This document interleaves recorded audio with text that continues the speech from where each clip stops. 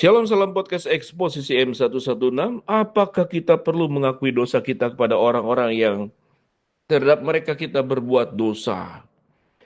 Kita tahu kalau kita harus mengaku dosa kita kepada Allah. Tetapi banyak orang Kristen bertanya-tanya, apakah kita perlu mengaku dosa kepada orang-orang yang terhadap mereka lah kita berbuat dosa? Apakah kita perlu memberitahu orang-orang tersebut bahwa kita menyesal dan meminta maaf? Hidup di dalam terang, 1 Yohanes 1:7. Berarti bahwa kita hidup dalam ketaatan terhadap perintah-perintah Allah.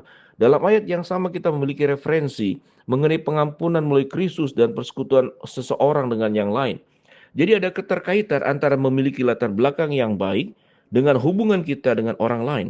Setiap dosa pada akhirnya ditujukan terhadap Allah. Mazmur 51 ayat yang keempat. Alkitab secara konsisten menekankan kebutuhan kita untuk mengaku dosa kita sendiri kepada Tuhan. Mazmur 41 ayat keempat, 130 ayat keempat, Kisah Rasul 8:22, 1 Yohanes 1 ayat 9. Adapun mengenai pengakuan dosa kita kepada manusia, Alkitab tidak memberikan perintah yang tersirat. Kita diberitahu berkali-kali untuk mengaku diri dosa itu kepada Allah.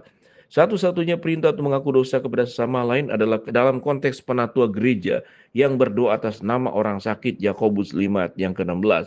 Ini tidak berarti bahwa kita tidak perlu mencari pengampunan dari orang lain. Alkitab memberikan contoh-contoh mengenai mengakui pengakuan terhadap orang lain. Salah satunya adalah saudara-saudara Yusuf yang meminta pengampunan dalam Kejadian 50:17 sampai ke 18.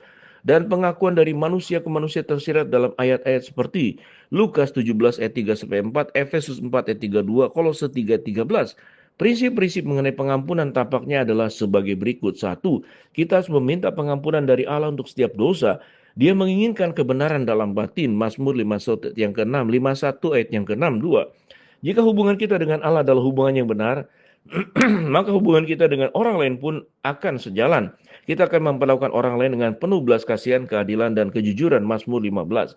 Berbuat dosa terhadap seseorang dan tidak berusaha untuk memperbaikinya adalah hal yang benar-benar tidak dapat diterima. Tiga, proporsi permintaan maaf untuk dosa harus disesuaikan dengan seberapa besar imbas dari dosa tersebut. Dengan kata lain, kita harus mencari pengampunan dari siapapun yang terlibat langsung untuk memastikan pemulihan kita itu bisa dapat dilakukan. Sebagai contoh, jika seorang laki-laki melihat seseorang perempuan dengan nafsu birahi, ia harus segera mengaku dosa kepada Allah. Dia tidak perlu dan tidak pantas mengakui dosanya kepada perempuan itu. Dosa itu merupakan dosa antara manusia dengan Allah. Namun jika seorang laki-laki melanggar janji atau melakukan sesuatu yang secara langsung berdampak kepada perempuan tersebut, ia harus mengakui dosanya kepada perempuan tersebut dan meminta maaf. Jika dosa melibatkan sejumlah besar orang, seperti dalam gereja, orang ini kemudian memberikan pengakuan terhadap anggota gereja. Jadi pengakuan dan permintaan maaf harus sesuai dengan imbasnya. Mereka yang terkena imbas dari dosa tersebut harus mendengar pengakuan dari orang yang melakukannya.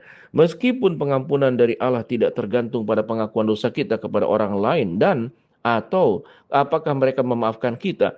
Allah memang menyuruh kita untuk jujur, bersiap sedia untuk berhadapan dengan orang-orang mengenai kegagalan kita, terutama ketika kesalahan kita melibatkan mereka. Ketika kita telah menyinggung, melukai atau berdosa terhadap orang lain, kita harus berusaha untuk meminta maaf dengan tulus dan mengakui setiap dosa yang telah dilakukan dan meminta pengampunan. Apakah pengampunan diberikan atau tidak bergantung dari orang yang kita mintai pengampunan. Tanggung jawab kita adalah benar-benar bertobat, mengaku dosa, dan meminta pengampunan. Shalom, salam podcast Eksposisi M116.